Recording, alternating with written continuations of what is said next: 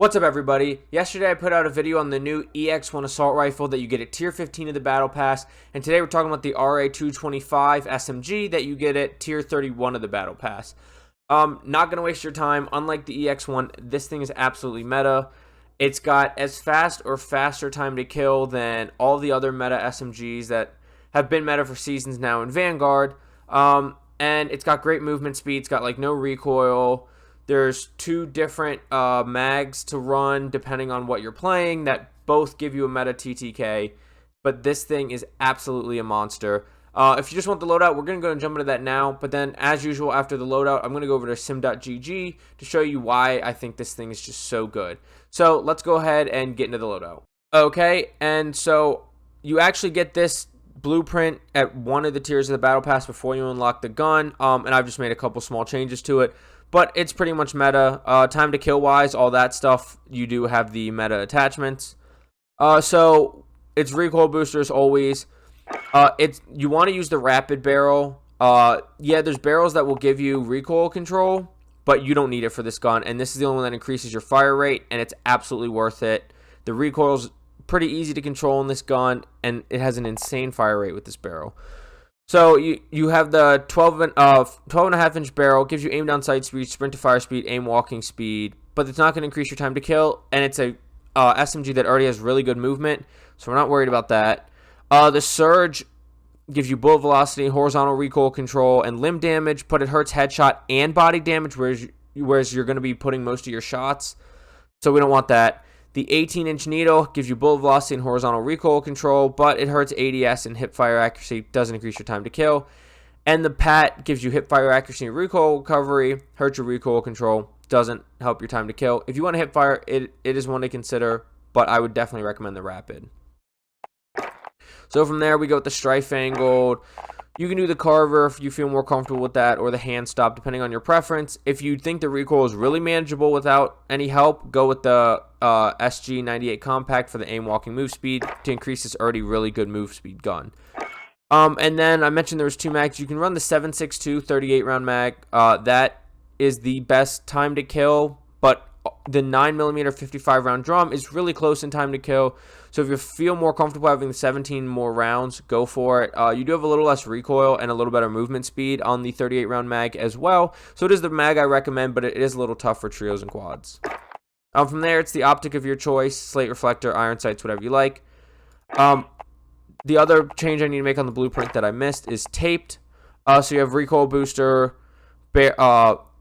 the barrel, the Strife Angled, you have all, and the magazine is on the blueprint as well.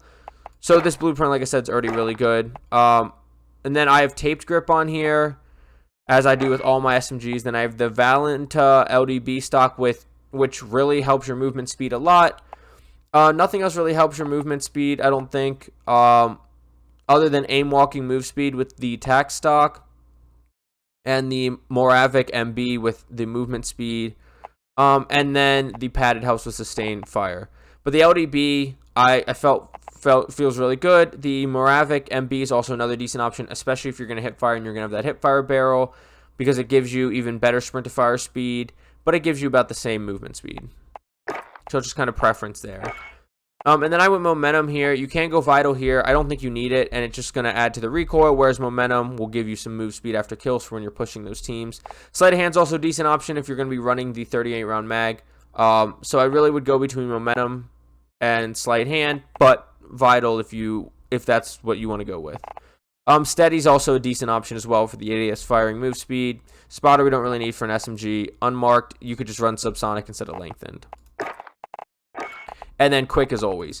So that's the loadout. If that's all you're here for, I do appreciate you watching. Thank you so much for watching. And now we're going to jump over to sim.gg and do some number comparisons to show you why this thing's so good. Okay, so first we're going to go with the two mag comparisons here. You have the 7.62 in RA225, and then in RA2252 we have the 9mm 50 round drum or 55 round drum. All else is the same, so it's purely looking at the mag. And you can see the RA225, you will have a little more recoil, but you will have more ammo. You will be slower, though. Is fairly close, about 40 milliseconds, and it does drop off later, so it's maybe a little better for a sniper support. depending on how you feel about the recoil. But it's never too far off. It's 60 milliseconds there. The gaps are only big, actually, when the 7.62 rounds drop off, but you're at 20 meters, it doesn't even matter anymore. So it is a slightly better round. And if you were thinking about hip firing, we'll go ahead and switch the 7.62 here. And the hip fire barrel, you have a huge gap here. So I would recommend the rapid fire barrel. You could use the other stock, the Moravic, if you want to help your hip fire. If you like to hip fire, and you want the best time to kill, you could go Rapid and Moravic MB, and it would give you your best. It would give you a similar time to kill. Similar hip fire, not as good, but the competitive time to kill. So definitely go with the 7.62 round mag, no matter what else your build is. And now we're going to look at it against the other Vanguard SMGs, as I mentioned. So as you can see, once again, we have Rapid Barrel, Recoil Booster, 7.62, same build. And with the Arma, we actually put the Vital on the Arma. It's got the 9mm 60, the 550 barrel, and the recoil booster. You could still go, if you want to go the fastest time to go, you can go 315 if we want. And then the Meta Blixen Build recoil booster, 17-inch F3 barrel, 7.62 rounds. And then the Mark 05, we have the Gung Ho on, so sprint to fire speed is going to be better because it's instant. But we have recoil booster, Amaretto 342, and 8mm, the kind of meta Marco.